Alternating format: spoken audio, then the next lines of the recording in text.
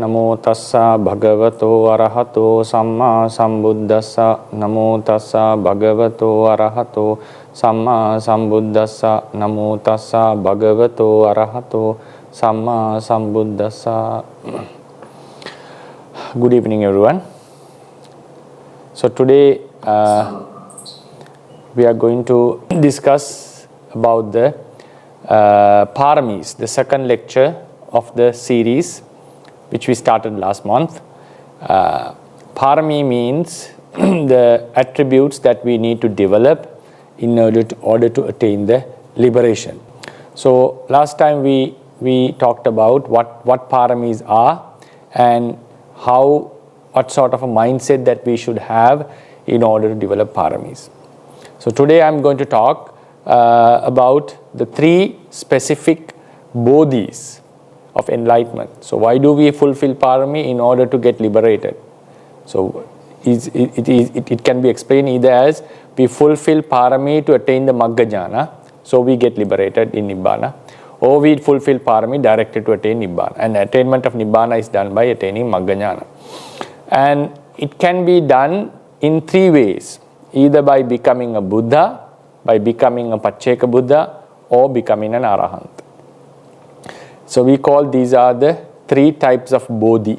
3 types of bodhi.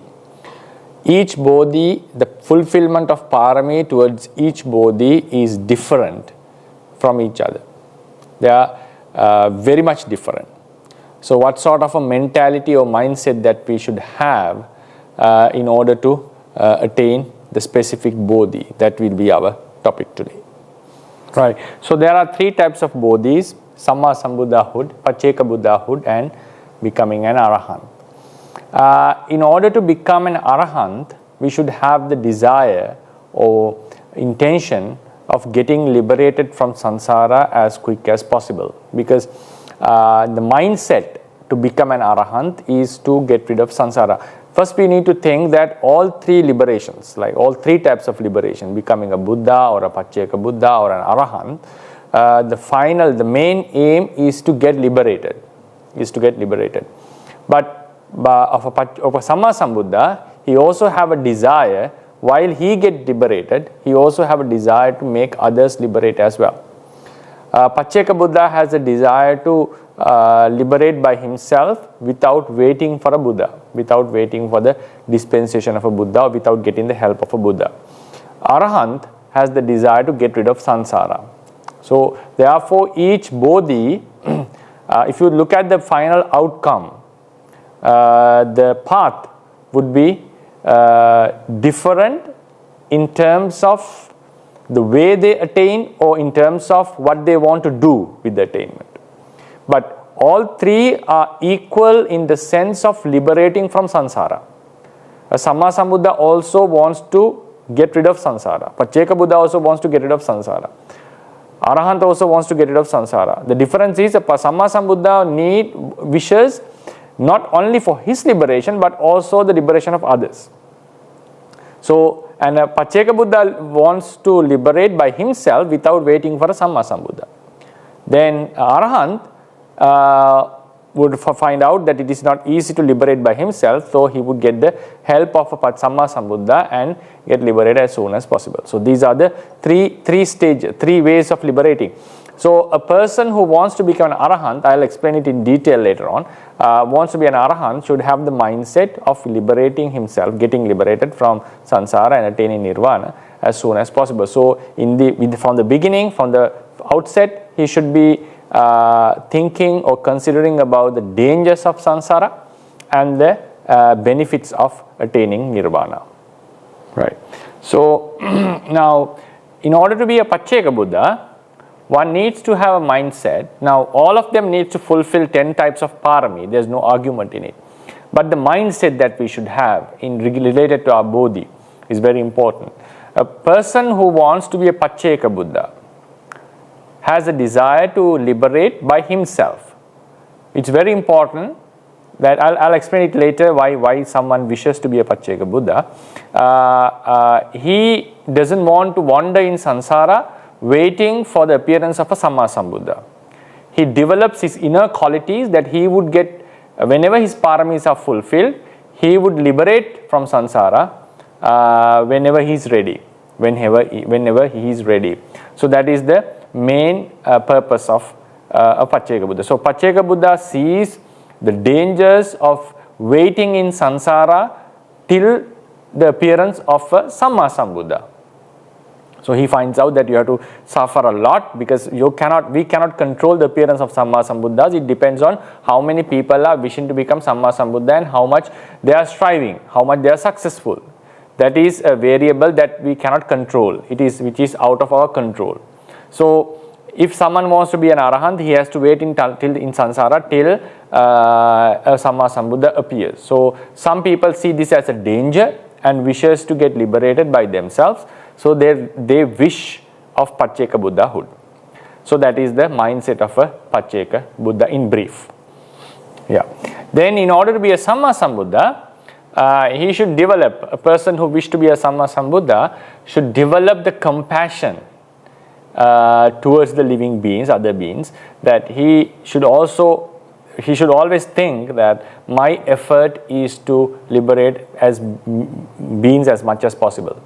So I'm trying for such a great enlightenment, such a great attainment, so in future I'll be able to liberate these beings from this samsara. So a person who wants to be a Samma Sambuddha should also strive to get knowledge as much as possible in order to develop, to reach the omnisciency. At the same time, his main wish is to liberate beings from samsara. So he is not a person who always thinks about his own liberation, but rather he thinks about how important and why should I always strive to liberate other beings, because they will never have a chance to get rid of samsara unless there is Samma Sambuddha. So he takes the responsibility of liberating other beings. So his mindset is quite different from the other two because he has an extra effort, extra vision that this effort is not only for me but for many others. So a person who wishes to be a Samma Sambuddha should develop the great compassion towards many beings. Now we'll start from in detail what would be the mindset of a person who wishes to be a Samma Sambuddha, and a person who wishes to be a Pacceka Buddha, and a person who wishes to be a Arahant. So we go into detail. So it is mentioned in the books, especially in the commentary for Charya Pitaka, how a person starts this journey of becoming a Samma Sambuddha. Always we need to keep in mind, whatever the attainment we wish, whatever the attainment we are looking at, this is not something that we can achieve in 1 or 2 days. This is a lifelong practice. Whatever bodhi we are wishing, either to be a Arahant or a Pacceka Buddha or a Samma Sambuddha, and it may take lives. So what one is supposed to do is try their best as much as possible to do what they are supposed to do. So fulfilling Pārāmī means doing that is necessary in order to attain the liberation, and it cannot be done. Now for example, if you think about becoming a doctor, you cannot just be a doctor because you want it. You cannot be a doctor out of in 2 or 3 days just because of reading some books or trying hard. So in the same way, these bodhis, attainments cannot be achieved in 1 or 2 days.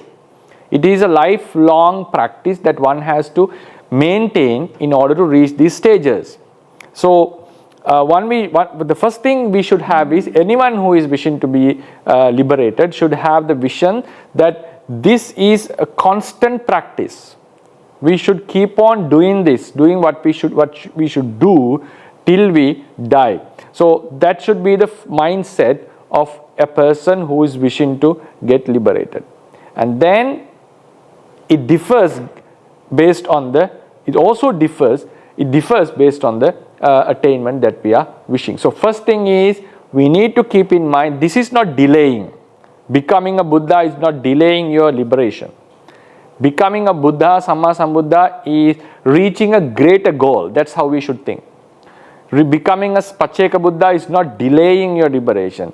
It's fastening your attainment. Becoming a Arahant is not inferior. It is for the sake of your own liberation, getting rid of samsara. So all three bodhis are greater in that sense. They have their different benefits. So it's up to the person to decide which bodhi he would prefer and he would aim at. And then fulfilling paramis is not something delaying our attainment, but doing what we should do in order to reach our goal. Always think about becoming a good person or reaching a higher level in society. In order to reach that, we have to work hard in order to reach that place. In order to be a billionaire, you have to work hard, for example. Maybe you will not never reach it in this life.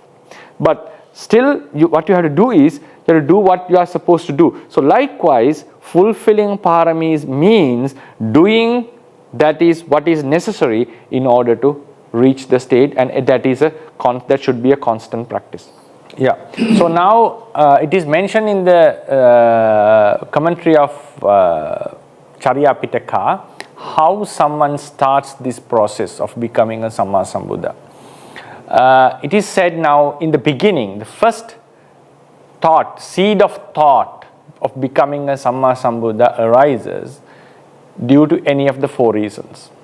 First is not due to great compassion, because having great compassion towards all the other beings is something that is of a level of higher level in terms of spirituality, like sacrificing all the pleasures that we have because of other beings is not something that someone can do easily, very easily. So therefore, in the beginning of the process of becoming a Samma Sambuddha, no one would have the great compassion that like the ascetic Sumedha had in front of the Buddha Dipankara. That level, reaching that level, is an achievement through a very long process of fulfilling paramis. In the beginning, it is said the thought appears either because of one of the four reasons. First, these are called four paccaya.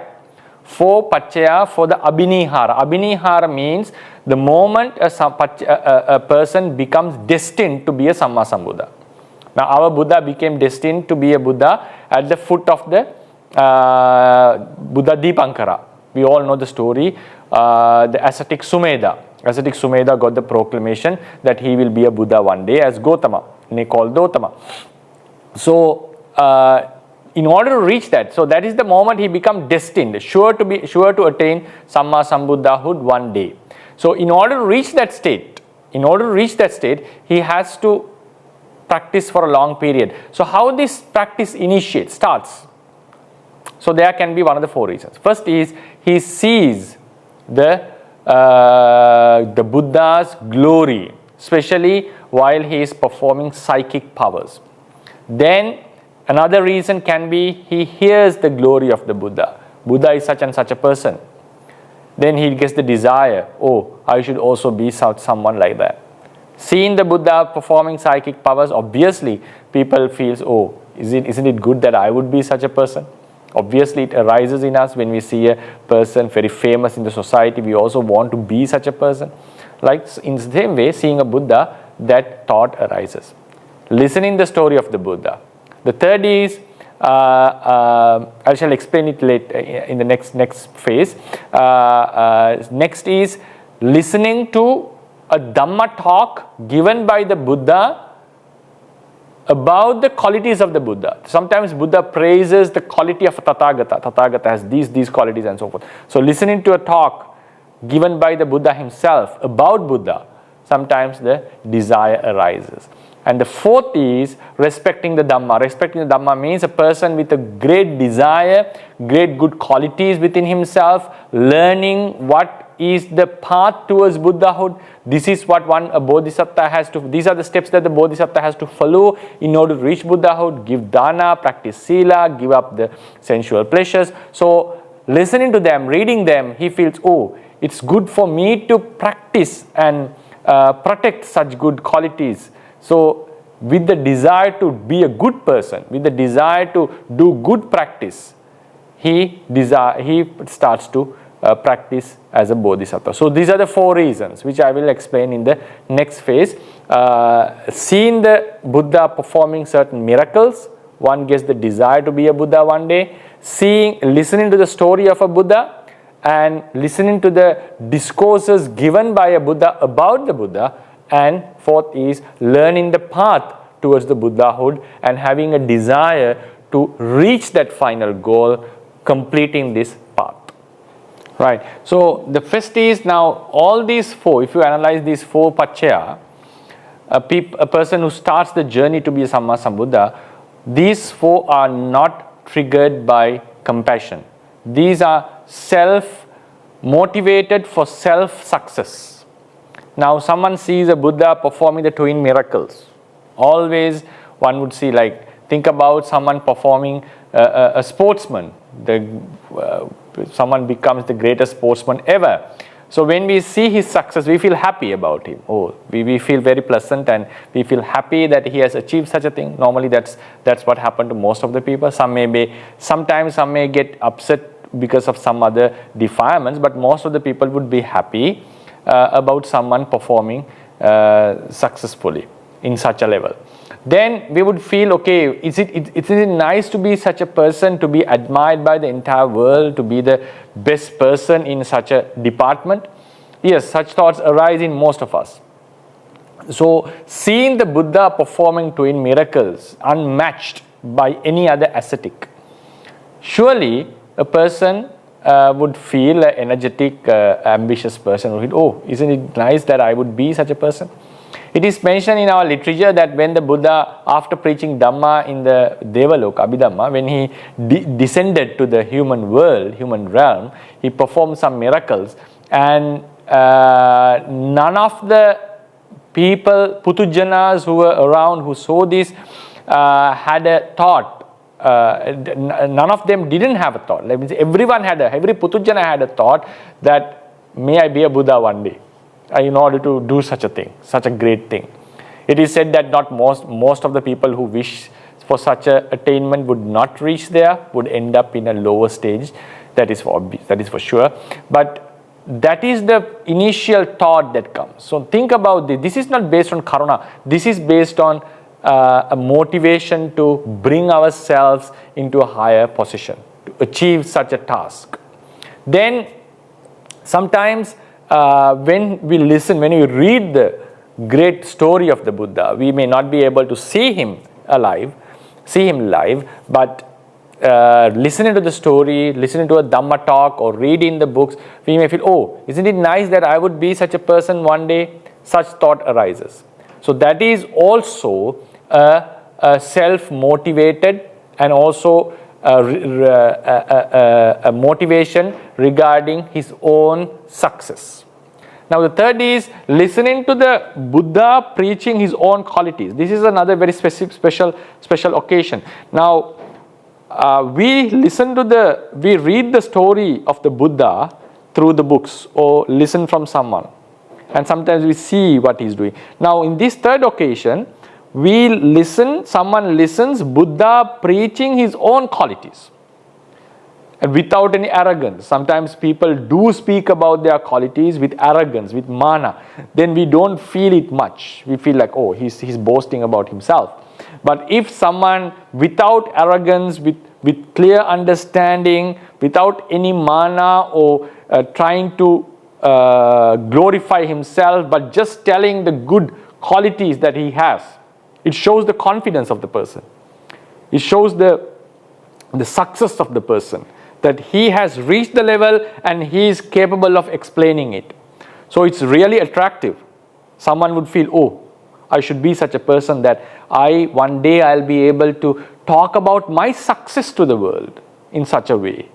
So when Buddha said Tathagata has achieved this and this, it's not just talking about his final life. This is a success that he attained through a practice of enormous lives.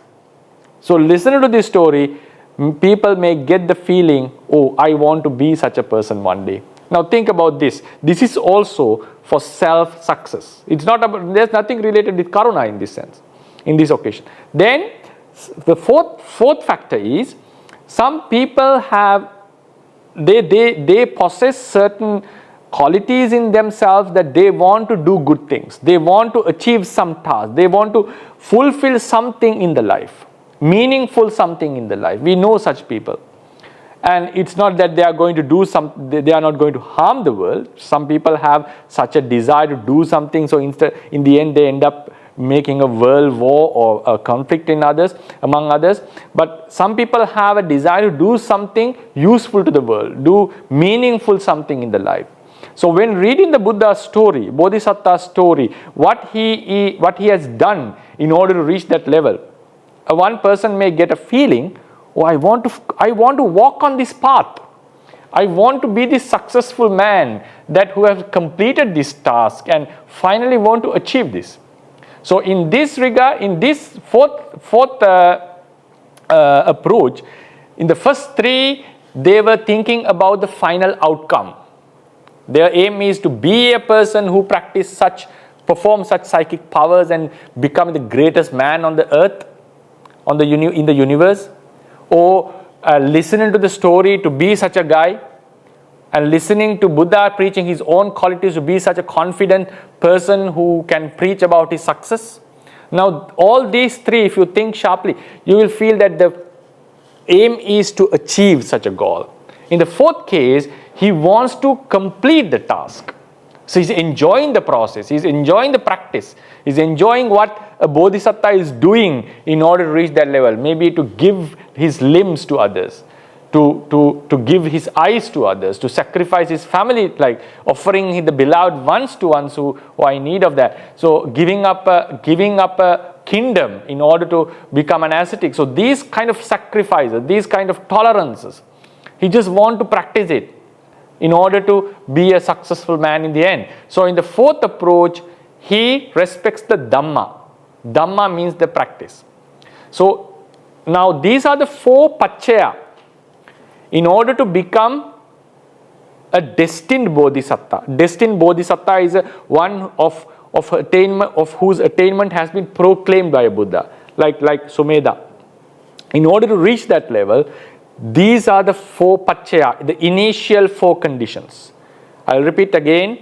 Seeing the Buddha performing miracles, listen to the story of the Buddha, listening to a Buddha preaching about his own qualities, or understanding the path towards the Buddhahood and being desirous to fulfill this path. So these are the four initial Paccaya for Abhinihara. Abhinihara means for the good wholesome deed to become a destined bodhisattva. Then comes the four hetu.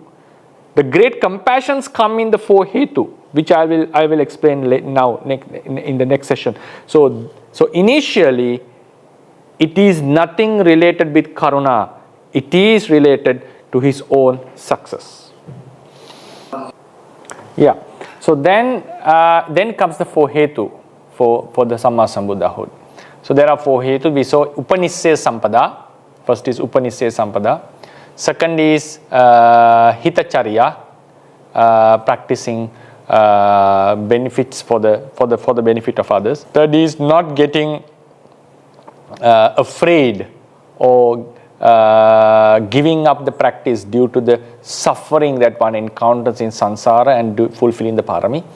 And fourth is associating good friends, good kalyana mitta. So based on these hetu, now Paccayas were the reason for him to start the practice to become a Buddha. Now he develops, what he does is he keeps on doing good deeds, dana, sila, bhavana in Buddha Sasana. In many Samma Sambuddha Sasanas, he keeps on doing good and good deeds, endless deeds. So he develops a great meritorious character in him. He develops a meritorious character in him. So that is called Upanissaya, fulfilling good deeds, paramis in the Buddha Sasanas. So then he becomes a special person during the samsara. Then he develops great compassion towards the being. Then he starts to see how beings are suffering, then how he could help them. Then naturally he develops the compassion towards others. He tries his best to alleviate the suffering of others. And he also thinks about how could I liberate them from this samsara, because in some lives he doesn't have an idea about Nibbana because he's just a bodhisattva who has started his practice. But naturally he develops the compassionate mindset towards others. Especially when he gets the opportunity in a Buddha Sasana, he have developed these good qualities, doing good deeds and developing the compassion again and again. So he involves in doing good deeds throughout the samsara. So this is the place where he develops compassion. So he starts to look into the world, that how beings are suffering in this life and how would they suffer in the endless samsara, and what is the way out of this samsara. How do we stop this samsara, and how do I instruct others to get rid of this samsara. So he develops the compassion. First he develops lots of good merits, does good merits, and then develop the great compassion towards beings. Then another hetu is, one cannot become a Samma Sambuddha if he is afraid of samsara.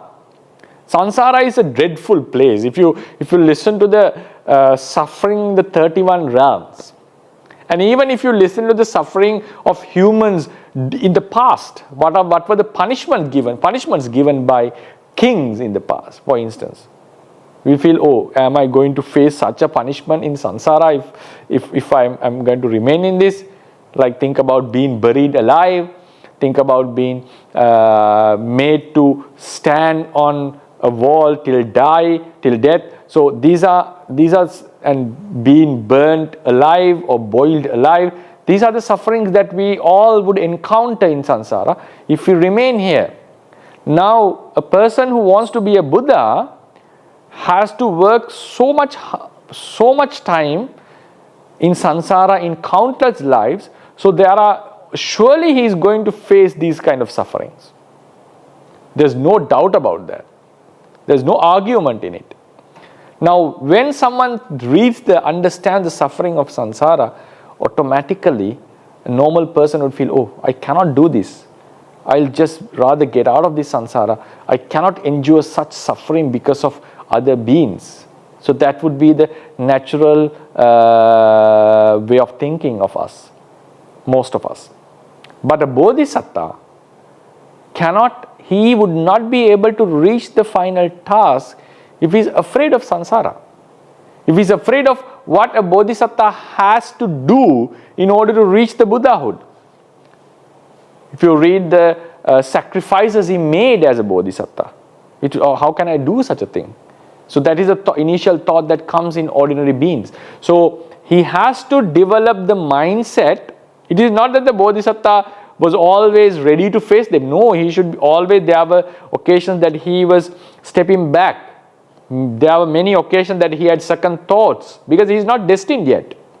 But he has to develop the mindset not to be afraid. Think about the final attainment, final achievement that he's going to make.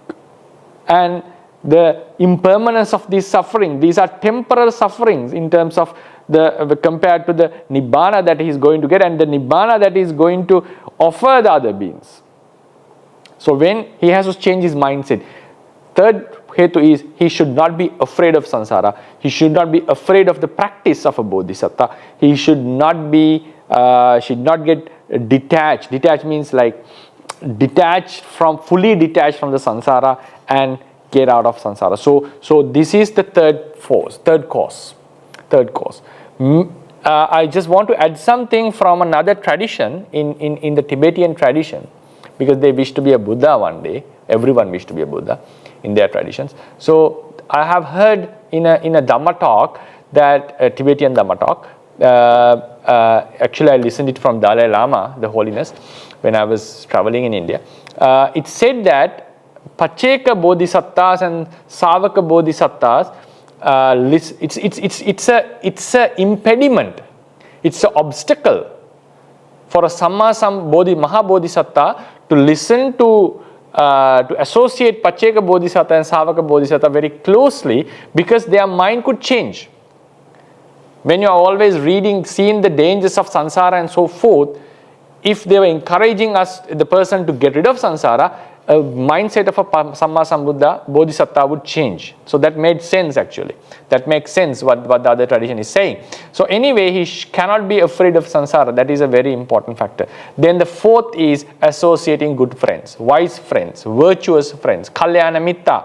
So because this Bodhisattva has just started the practice, so he needs to grow, he needs to develop in many faculties in the spiritual path. So he needs the support of good friends. So with the help of good friends, he grows step by step.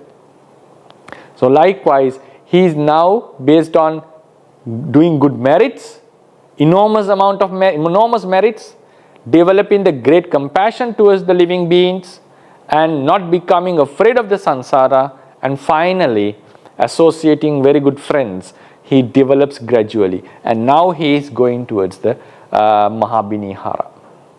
Right.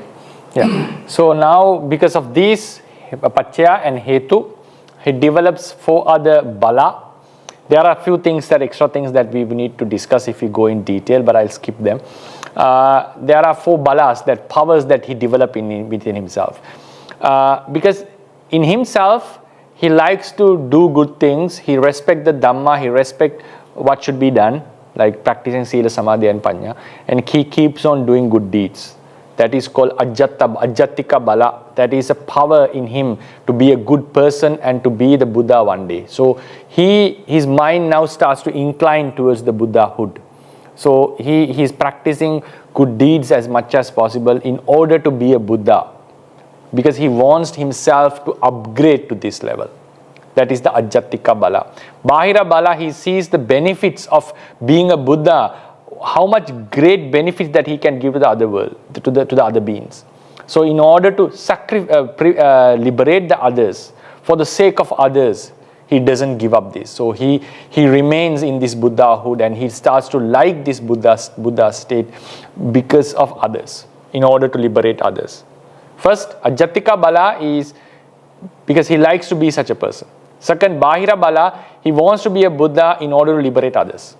Then comes Upanisaya Bala. Upanisaya Bala means a strength that within himself. Actually, these are mainly the forces that takes him towards the Buddhahood and makes him unshaken in the path. Now he has practiced. Now think that from the initial stage, now he has been practicing throughout the samsara, great compassion, doing great merits, associating good friends, and he had developed lots of good qualities in samsara. Therefore, naturally his mind inclines towards this Buddhahood. That is called Upanisaya Bala. With the power of his past practice, he likes to be a Buddha. Then Payoga Bala. Payoga Bala means he has a very strong determination, strong effort that he would one day reach this final destination. Based on these 4 powers, Ajjatika Bala, Bahira Bala, Upanisaya Bala and Payoga Bala, he walks on this path, and while he is walking, at a certain moment when the 8 conditions come together, meeting a Buddha, he wishes to be a Buddha one day again. He has been practicing merits in order to be a Buddha one day, but he does it again in front of a Buddha on a special occasion. And 8 factors come together. That is the moment he becomes destined to be a Buddha. So that is called Mahabhinihara. Right. So then we'll conclude about the Samma Sambuddhas with this explanation of Bodhisattvas, because we have to explain 2 other Bodhisattvas as well, how the mindset should be. So now when he has have these all 4 Pachya, 4 Hetu and 4 Bala, there is a special, in a one special life, 8 factors come together. This gathering of 8 factors is very special, and that is, on one occasion he will be born as a human being, right? Because during that initial stages he may be born as humans or animals, and maybe a man or a woman, a eunuch, various ways of life. He may get some wrong views. So it's not a destined journey. He's trying to be a Buddha. He's trying to follow the Bodhisattva's path, but his ups and downs are there. Now in a one special life, he is born as a human being and as a man, because now from that way, that that day onwards, now he's going to be completely dedicate himself to be a Buddha, and it can only be achieved by a man, because it's a lot of tolerance should be there, a lot of effort should be there, which can only be done a man. So therefore he's a human in one life and also a man. Then he gives up household life, sensual pleasures, and become a monk or a ascetic in a righteous sasana, in a sasana where kamma vipaka is accepted. Then there also he practices well and attains jhana abhinya. Jhanas and abhinyas, is able to perform psychic powers and also able to see the world with his divine eyes and all. So then he has jhanas and he has suppressed the defilements. He has suppressed the defilements. With the practice that he has been doing, now he has a Upanisaya, now he has enough parami to become an arahant. He has enough parami to become an arahant. More than enough paramis. So the 5 factors. He's a human, he's a man, he has ordained himself, he has gone forth, he has given up the household life. Then he has attained jhana abhinyas, having suppressed the defilements. Now he has the Upanisaya, the enough qualifications to become an arahant. Then he meets a Buddha, Samma Sambuddha. He sees a Samma Sambuddha with his eyes face to face. Then he does a great merit, such as sacrificing his life or doing a great type of a merit that is not an ordinary merit, like what Sumedha did. He sacrificed his entire body to the Buddha and Sangha. It is called adhikara. Adhikara is the word, like he does a great merit. Then chanda, he has a desire now. Because then the thought comes, seeing the Buddha with this first when the first 6 factors are there, a thought comes that I want to be a Buddha one day. Now he's a man, he's a human, he's a man, he's an ascetic and attained jhana abhinyas. Now seeing the and he has the Upanisaya, the paramis to be an arahant, and he sees the Buddha. Now a desire comes, I want to be such a person one day. I want to be a Buddha one day. The thought comes. Now with that thought he does a great merit, adhikara, the 7th factor. Thought to become Buddha is not a factor, right? The factors are human, man, ascetic, having jhana abhinyas, having the paramis to become an arahant, seeing the Buddha. Then he does a merit, great merit, with the desire to be a Buddha, and he has a strong will, chanda, that I will never give up this, and whatever it is necessary, I will achieve this.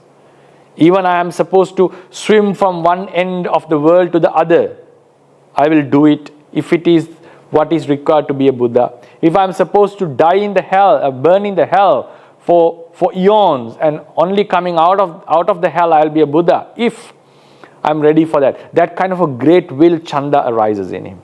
So when these 8 factors come together and he does the merit with the desire of becoming a Buddha, with the wish that I may be a Buddha by this merit one day, which he has been doing in the samsara in many lives, but now this is a special occasion.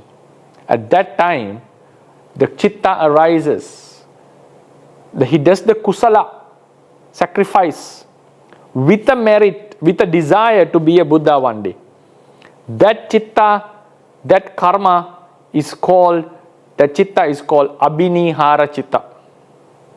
Abhinihara chitta. Abhinihara chitta together with 8 factors. 8 factors. This chitta, if such a chitta arises in a mind stream of any person, a chitta with 8 factors, that santana, that nama-rupa process would surely one day reach the level of a Samma Sambuddhahood. So that is the moment he becomes destined to be a Buddha. He himself even cannot go out now. He will surely be a Buddha one day. So his mind has been developed to that level. And that is the moment a Buddha would say, this man in front of me would be a Buddha in future. That is called becoming destined. That is the abhinihara kusala.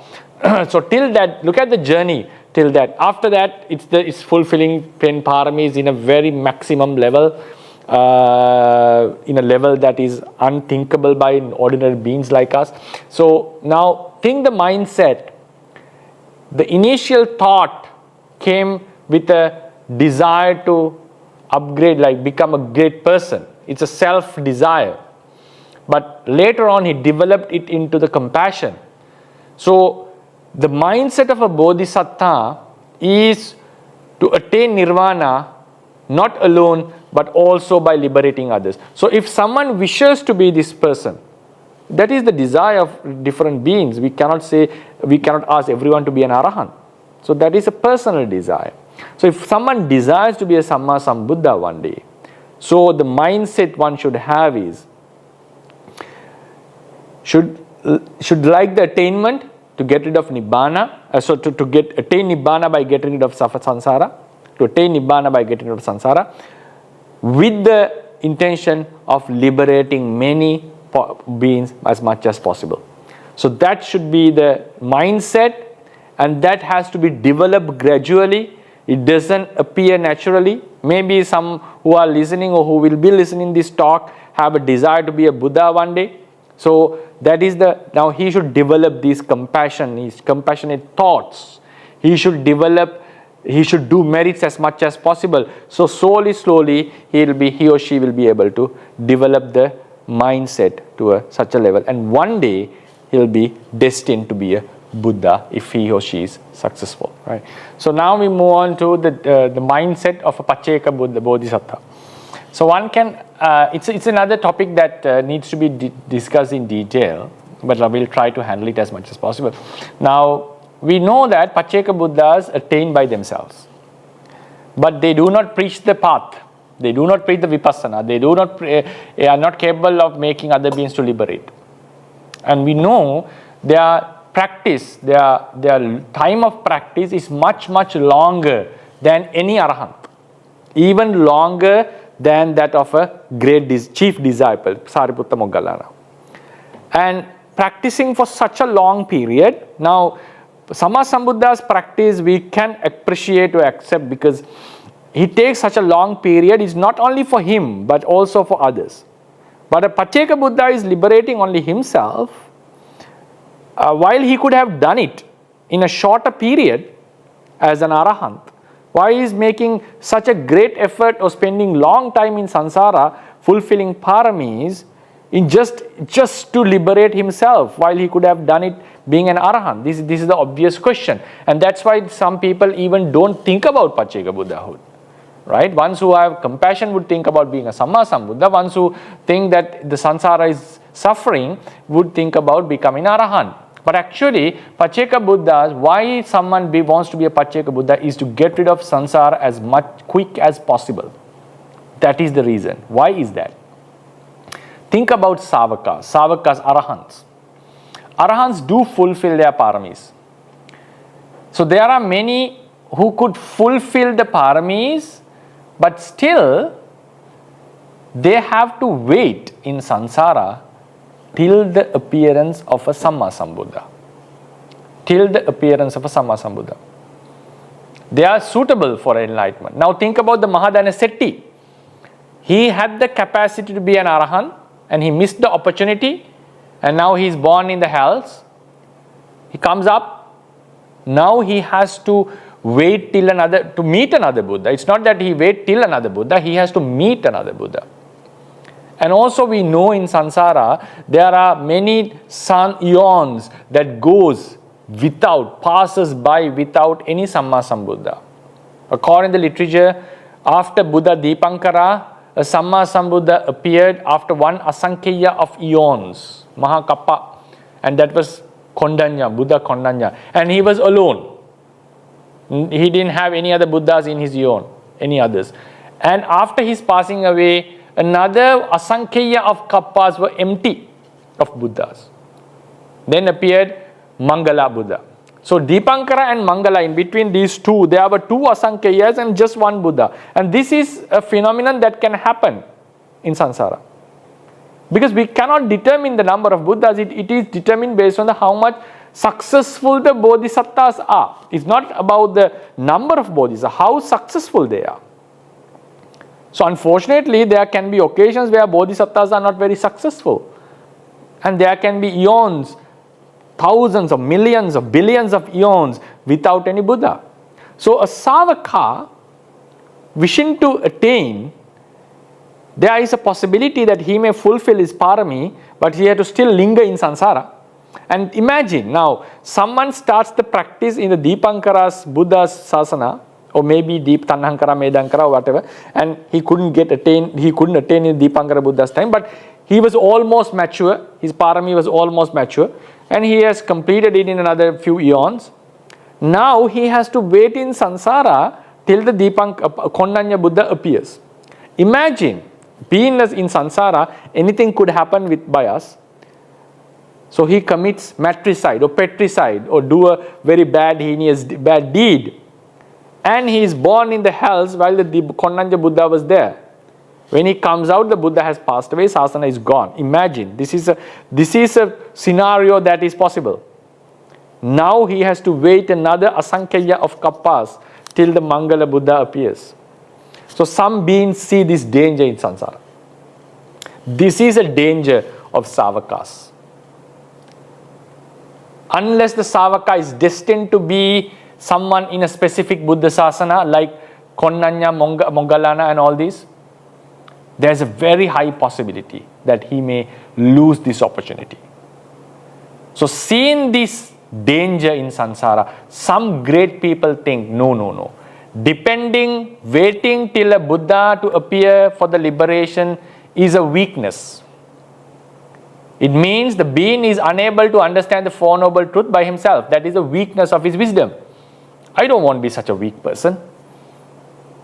I want to get liberated by myself, my own strength. I don't want to depend on a Buddha. It is not disrespecting the Buddha. He gets the support of a Buddha in Buddha Sasana, but he thinks of developing his wisdom to a level that I'll be able to understand the Four Noble Truths by myself without any help. Whenever my parami is fulfilled, I'll liberate from this samsara. That is the thought of a Pacceka Buddha Bodhisattva. Right? So, beings wish to become Pacceka Buddhas in order to get rid of samsara as soon as possible. As soon as possible. And there's another point with related to Pacceka Buddhas. It is not that everyone who practices to be a Pacceka Buddha get liberated by themselves. Sometimes, before they are destined, because after starting the Pacceka Buddhahood path, there is a time they become destined. Before they become destined to become a Pacceka Buddha, they may encounter Buddha sasanas, and sometimes they may get liberated as Arahants. That is possible. Because their intention is to get rid of samsara as soon as possible. So it is not that every Pacceka Bodhisattva is going to attain by himself. His desire is to get rid of samsara as soon as possible, right? So it is not necessary for him to do it by himself. If he gets the support of a Buddha, he does it with the help of Buddha and get liberated. It's nice. He's very lucky. If he is unable to do that, he will do it by himself. That is the desire of Pacceka Buddha. Why did I say so? If you look into Samanya Pala Sutta, Buddha said, if Ajata Sattu had not killed his father, he'll be a Sotapanna. Then after he left, the commentators explain, Buddha said, now he will be a Pacceka Buddha in such era. So he has been practicing to be a Pacceka Buddha for a longer period, but he was not destined to be that. Now, so if he had not killed his father, he would have been a Sotapanna and become an Arahant soon and end the samsara. But since he killed his father, he couldn't attain the Pacceka Buddha, Sotapannahood. Now, since he has practiced to be a Pacceka Buddha, he will end the samsara as a Pacceka Buddha. So likewise, Pacceka Buddhahood is a very safe path, but it is a hard path. One has to practice paramis in a very, very higher level, because he has to develop the capacity to a level that he will understand the Four Noble Truths and eradicates the defilements by himself. So that is the mindset of a person who wishes to be a Pacceka Buddha. That I would not wait till a Buddha appears, I will attain by myself and I will develop my faculties to a level that I will be able to understand this reality by myself without the help of anyone. So that is the mindset of a Pacceka Bodhisattva. Right. So in order to be an Arahant, that most of beings who desire to be arahant or get rid of samsara as soon as possible, one should develop the mindset of seeing the dangers of samsara. So that is the thought that he should develop. Like, I'll get the support of a Samma Sambuddha. I wish to meet the sasana if we are unable to attain in this very life, and do merits as much as possible that is conducive to the attainment, and develop these qualities. So a person who wishes to be an arahant one day, but there can be differences. One who wants to be a chief disciple or a great disciple, then there should be some other additional determinations of the person. I'm not going to go into detail because the time doesn't allow us. So the person who wishes to be an arahant always should consider the dangers of samsara and the benefits of nirvana.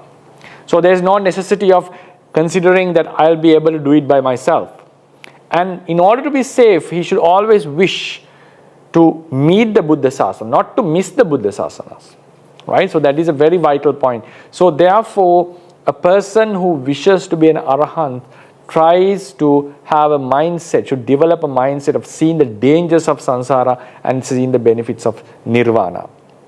And also talks about it, propagates this, and do merits as much as possible that would be conducive to his own attainment.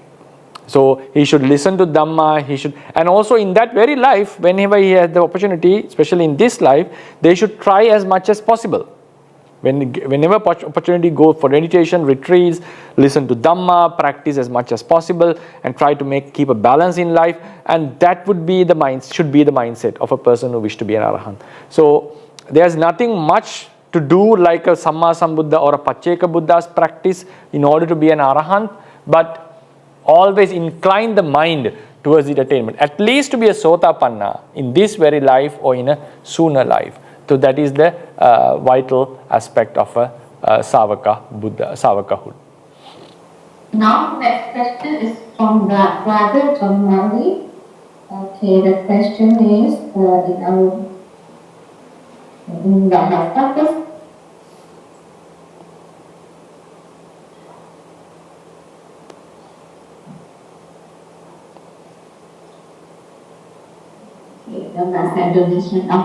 Okay, in English, first from Brother John Mali, Vandani Bante, I want to ask about Dana. When I do Dana for me and parents, is it better for Dana to be separate? This is Dana for me and that is Dana from my parents. And separate name or joint name together, then the Dana we say is from me or my first parent. Which one is better? And do the karma better is separate or the same as joint? Sadu. Pertanyaannya adalah dalam bahasa Indonesianya, Mandani Bante, saya ingin bertanya mengenai dana. Apabila saya berdana untuk saya dan orang tua saya, apakah lebih baik dana itu dipisahkan? Misalnya dana itu dari saya, kemudian dana yang satu lagi dari orang tua saya, dan dipisahkan namanya atau digabungkan, kemudian dana tersebut kita sebutkan sebagai dana dari saya dan kedua orang tua saya. Biar mana yang lebih bagus dan mana yang lebih baik, apakah dipisahkan atau digabungkan? Sadu. So I have to clarify this question first.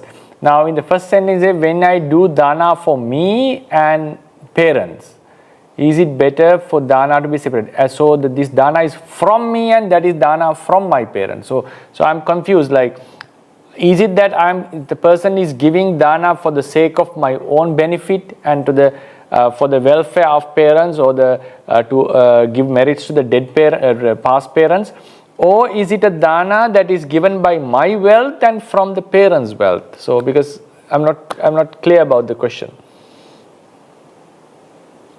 I think dana from maybe from, when I say dana from my from parents, it means dana given by my own wealth and dana given by the wealth of parents, right?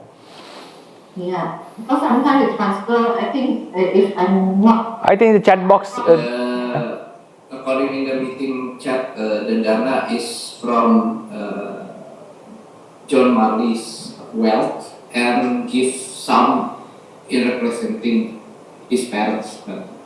So it's like So let's the say okay, yeah. $100 from John Marley pockets, and then dedicate that to John Marley and his parents. Something like that. Right. For example, you are giving a dana for your own benefit and also for the parents, right? Yeah. For the parents. Okay. Yes. So And sometimes, like when we transfer dana, then we put it on the message, dana from me and my family.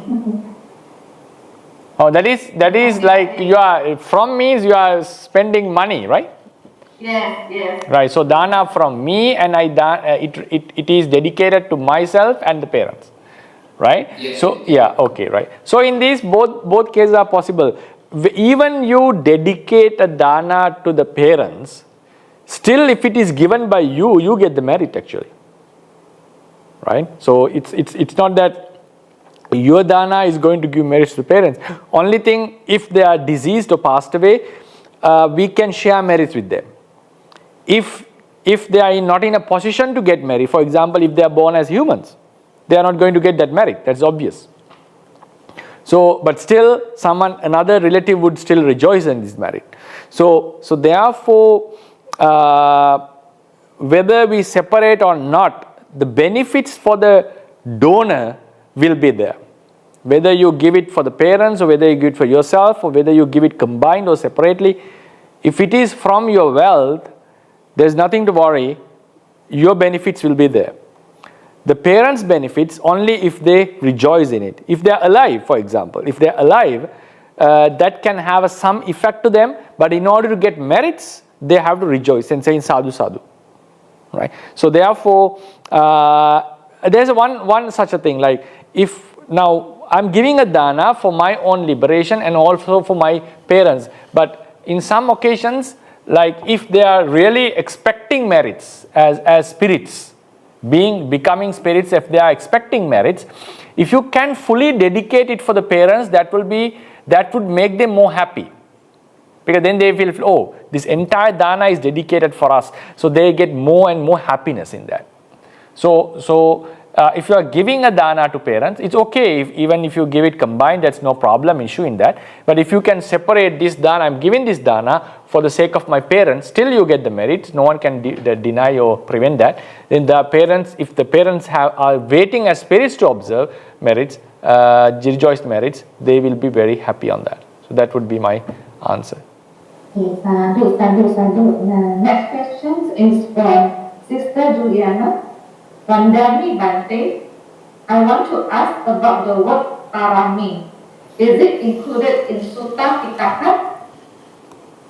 Especially about 10 paramis to be fulfilled, so we can be liberated from samsara for candidate of samsara, sama sambuddha or sawaka Buddha. Pandami Bante, saya mau bertanya tentang kata parami. Apakah kata tersebut terdapat di Sutta, terutama yang membahas soal 10 parami yang dipenuhi agar terbebas dari samsara, baik itu calon sama sambuddha ataupun sawaka Buddha? Yeah, so the word PARAMީ we can find especially in Charya Pitaka, which also includes in Sutta Pitaka. But I don't remember it seeing in any other Nikayas, for example, like Majjhima and all this. Maybe I have to check for that. Mostly Buddha Vansa, Charya Pitaka. So these books we have, but not in the Nikayas, right? Majjhima or something like that. I don't think that word is found there. So Apadana, yes, all these books we have this. In the Khuddaka Nikaya, we find this word PARAMީ. So especially in the Khuddaka Nikaya, we find the word. And it is obviously in Charya Pitaka, Buddha said that he has practiced all the 10 paramis. We can see it very clearly. And if someone asks the question, is it necessary to be for the Savakas? Yes, that's why we should keep in mind in the first lecture, I said PARAMީ means the requirements for the attainment.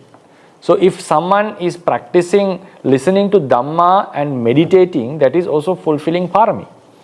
So rather than finding the word, like rather than going into the word, like what is it really necessary?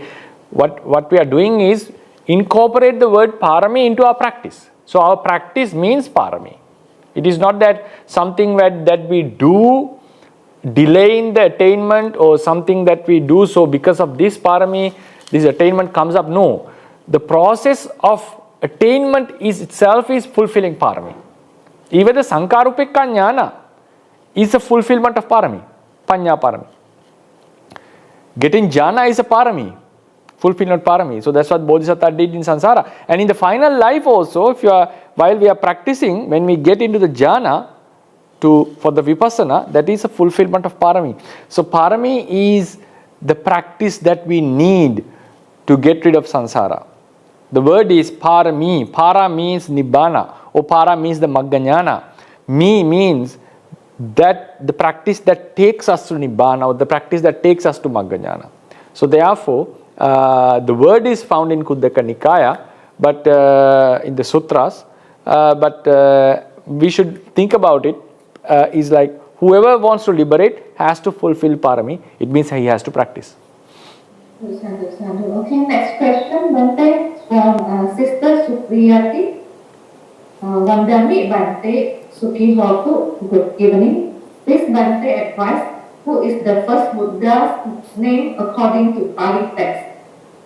It's like a question asking whether the chicken or the egg. So because now if you ask about the samsara, what is the first life? For example, I need to explain a bit this in order to show that this question is not valid actually. But it is valid in one sense. If you ask the literature, who is the oldest Buddha mentioned in the literature, that is a different case. That's a different case. Who is the first Buddha in samsara? If someone asks the question, who is the first Buddha, then we have to understand there is no beginning in samsara. If there is, now first I will come to that point. If there is a beginning in samsara, in terms of cause and effect, before going into cause and effect, I'll just show that Buddhism doesn't exist. Buddhism is not useful if there is a beginning in samsara, because if there is a beginning in samsara, two doctrines collapse, that is the doctrine of karma and doctrine of nibbana. Because the obvious question, if the beginning, there was no life before that, right? So it should be the first, there should be a first life. The obvious question is, what would be the first life? Would it be in a sugati or dugati? So if we say it's dugati, then we are born in dugati without akusala karma, right? If it was sugati, then we are born in a sugati without kusala karma. So if the first life was decided just randomly, what is the use of karma even at this moment? Right? Because there is a one life that we were born in dugati, actually the first life, without any karma. And if you are in a good life, that we were born in sugati without any kusala karma. So therefore the doctrine of karma would collapse if there is a first life. Then what happens is the doctrine of nibbana collapse, because now the first life has occurred. If there is a first life, it means it had to happen without a cause, right? It has to happen without a cause. There was no kilesa, there was no karma before that. It's out of nothing, it has come up. Now we attain nibbana. Attainment of nibbana is getting rid of causes. When you get rid of the causes, you attain nirvana. That is a cessation of suffering to come. Anupanna nirodha, right? The cessation of the suffering to happen. So what happens is, if the first life happened without a cause, how could you guarantee? Now we cut off defilements in this life and become arahant and attain nibbana. Now it's done. Who can guarantee that the suffering would not happen again without causes? Because from the first place, the samsara, according to that, first place, the samsara has happened without a cause. So if there is a beginning in samsara, it has happened without a cause. So even we attain nirvana by removing the causes, how could we guarantee that after eons, 100,000 eons, the same namarupa, the process, the generation would still start again without a cause? So therefore, there cannot be a beginning in samsara. If there is a beginning, Buddhism would collapse, right? So how could it be logical? That is, for that we need to go into the cause and effect, causality, and how to understand this. So I'm not going into that detail. Now, in the same way, the first Buddha, for example, if there is no beginning in samsara, now think about first Buddha. Okay, there was an endless, beginningless samsara, then there was a one person who became the Buddha for the first time. So who inspired him to be such a person? Like we normally say, Paccayas, causes are like he has to He first sees the Buddha, or he has a determination to be a Buddha. So the idea, the concept of Buddhahood should be there in the first place. So that's how one gets that determination. Okay, someone can argue, okay, without the Buddha, he would have thought about this liberation, and he was a very wise person, wise guy, the initial Buddha. Then what about the Abhinihara, the 8 factors? 8 factors are not there, because the first Buddha cannot meet another Buddha, right? He's going to be the first Buddha. So when did he become determined? So all these questions would come. So since if there is no beginning in samsara, we cannot say that this was the first Buddha, because we cannot assure that there was no Buddha before, unless that you have to see the beginningless samsara. So there is a possibility, like if you look into 16 eons and certain period of time, if there was no Buddhas, then one can argue that this could be the first Buddha. Anyway, so thing is that also, because Buddhahood is also a result of a cause. There are some causes. It's a build-up. So one of the vital factors in this path is meeting another Buddha. In order to be a Buddha, we have to meet another Buddha. In order to be a Buddha, we have to do merits in the Buddha sasanas. We have to have that thought, association with Buddhas. So therefore, it's like the beginning. So there cannot be a first Buddha according to the doctrine. Then the question can ask, in our Theravada doctrine of the Gautama Buddha's sasana, in Gautama's sasana, the doctrine that we have today, who is the Buddha, oldest Buddha mentioned in the doctrine? That is a question that we can answer. So in that sense, we see Dipankara was the first from whom our Bodhisattva got the proclamation. The commentators say there were 3 Buddhas before him, Tanhankara, Medhankara and Saranankara. Tanhankara, Medankara, Saranankara. In the same eon, the 4th was Dipankara, and from him the Bodhisattva got the proclamation. And then we find some random names of Samma Sambuddhas who are not within the 24, the 28, starting from Tanhankara till Gautama. Some Buddha, like the word Pussa, the Buddha Pussa is found. We are not talking about the Buddha Pussa who appeared within the 4 Asankheyas, but about a Buddha Pussa who appeared before that.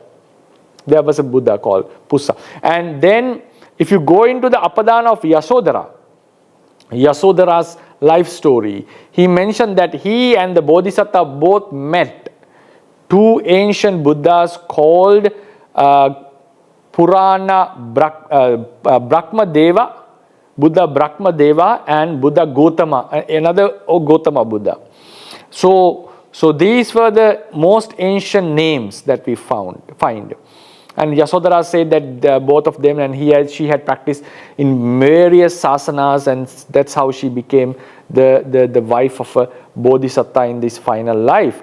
So there were lots of Buddhas who had appeared. The most ancient that we find in our doctrine, to my knowledge, is Brahma Deva.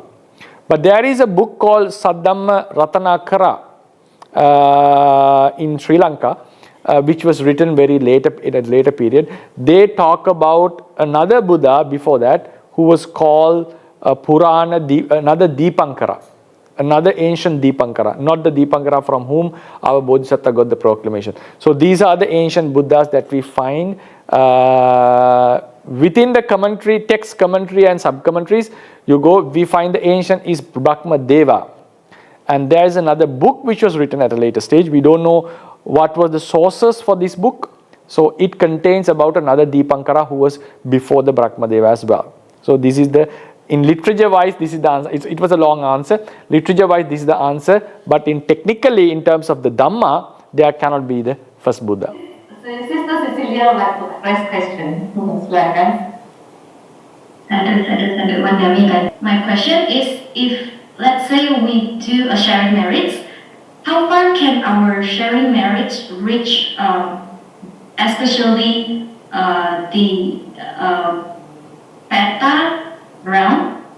Do they have to be near us and know the good karma that we have conducted, and when we share merits, then they are happy with it, that they could get the benefit? Or I'm just intrigued to know how far can our merits reach, especially to the Peta realm. Thank you, Bhante.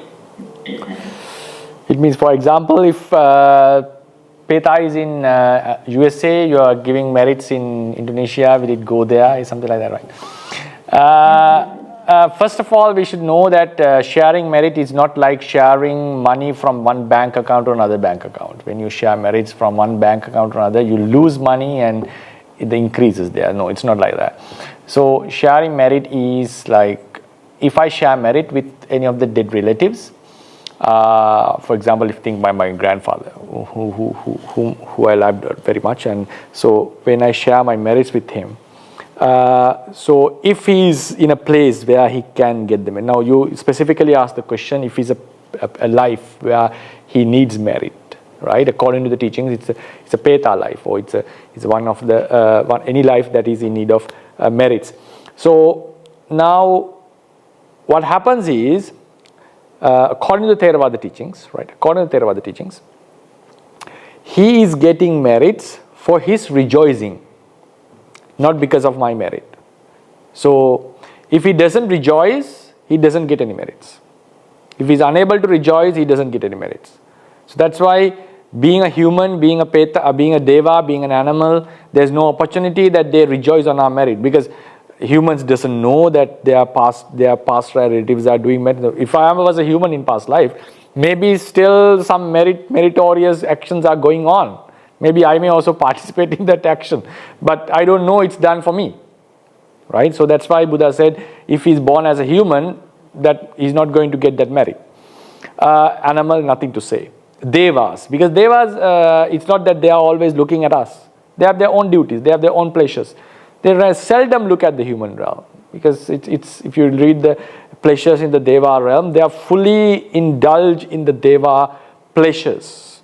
So therefore, sometimes some teachers say it's a very dangerous place to go in that sense. Anyway, but it's better than being in an animal realm, obviously.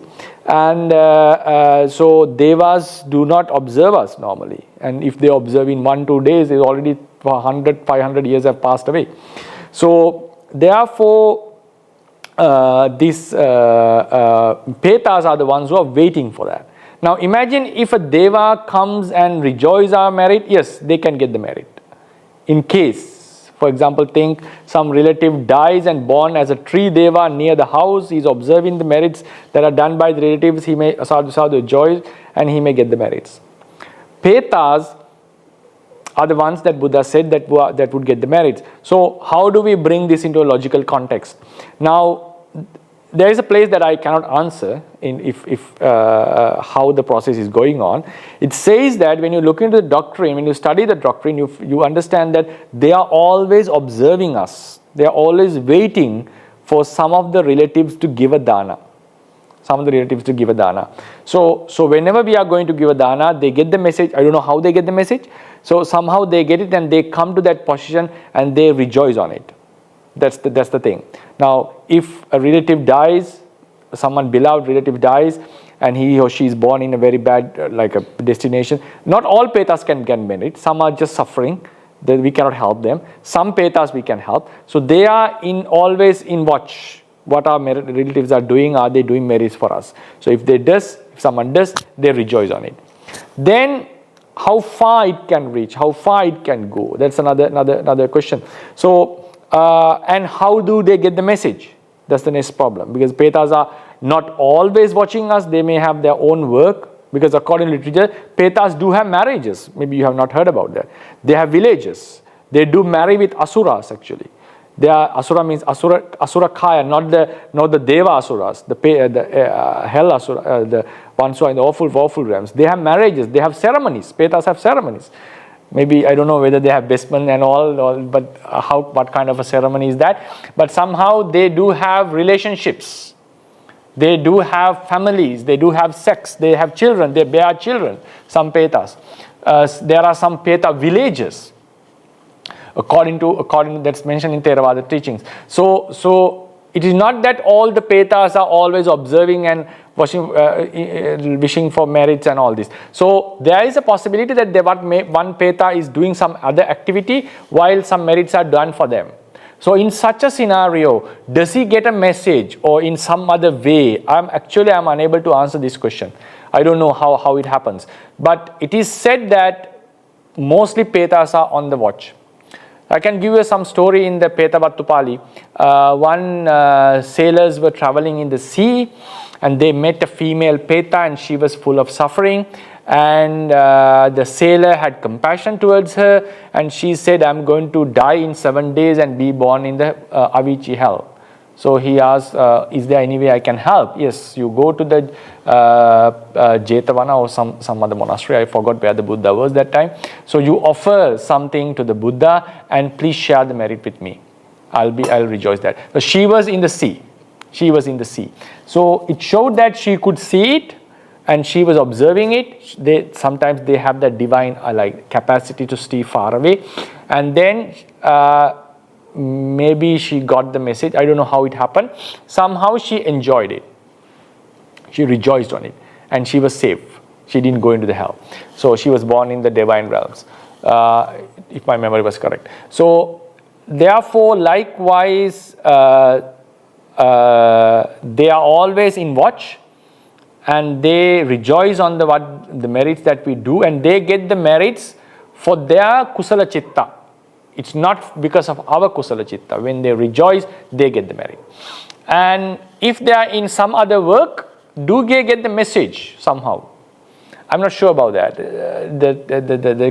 To my knowledge, there is no such information found in the doctrine. So it seems like they may not get a message, so they have to be always watchful and observe if they are in need of merit. Because if they are in need of merit, it's their responsibility to observe, right? So that's another way to think about it. And if they are careless in that sense, they may lose the opportunity, maybe. Yes, so that is it. And final more thing in addition, because I know, especially in Indonesia, they are very interested in sharing merits and they have a lot of ceremonies, which is a good thing, which is a very good thing. I do appreciate that very much. And there are two ways of giving merits.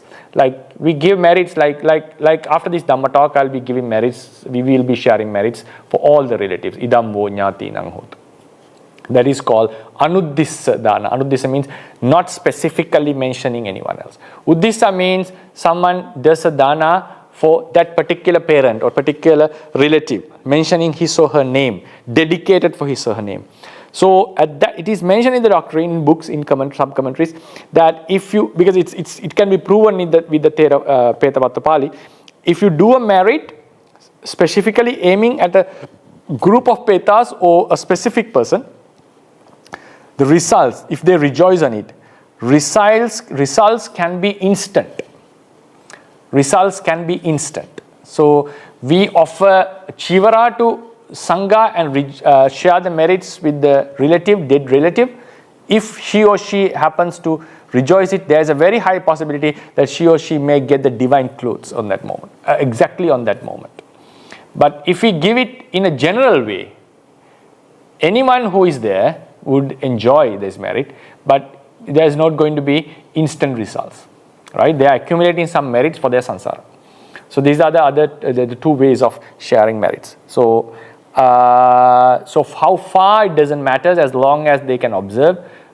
She could observe that kusala kamma while in the sea, and she enjoyed and she got the result. So it shows that the distance doesn't matter as long as the Peta can rejoice on the merit. Sadhu. I'm wondering for the explanation. Sadhu. That's the last question, Bante. No more questions. Okay. Baik, sahabat Dhamma yang berbahagia, mari kita semua bersikap anjali dengan segala kerendahan hati. Mari kita memohon maaf kepada Bante atas kesalahan yang pernah kita lakukan, baik melalui pikiran, ucapan, dan perbuatan sebelum dan selama acara malam ini berlangsung. If we have done something wrong in the past and present, whether intentionally or unintentionally, through actions of our body, speech, or mind, may we sincerely, humbly, and respectfully ask for Bante's forgiveness. Anjali. Bante, we would like Bante to please guide us for the sharing merits and aspiration recitations. We will follow unmute Bante. Can you put the page on? Share slide, silakan. Oh, maybe we should recite the asking for forgiveness first, Bante. Okay. Let me recite it first. Okasa wandami Bante. Sukhi hotu, nibbana sapaccu hotu. Maya katang punyang samina anumoditabang. Sadhu sadhu anumodami. Samina katang punyang mayang databang. Anumoditabang. Sadhu sadhu anumodami. Okasa dwaratayena katang sabang acayang kamatami Bante. Kamami kamitabang. Sadhu okasa kamami Bante.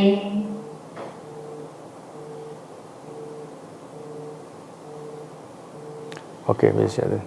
So with this merit of discussing Dhamma, preaching Dhamma and listening to Dhamma, may all of us be able to attain Nirvana as we aspire, and also may our dead relatives enjoy this merit and all the Devas enjoy this merit, and this will be a supportive factor for the sustaining of the Buddha Sasana.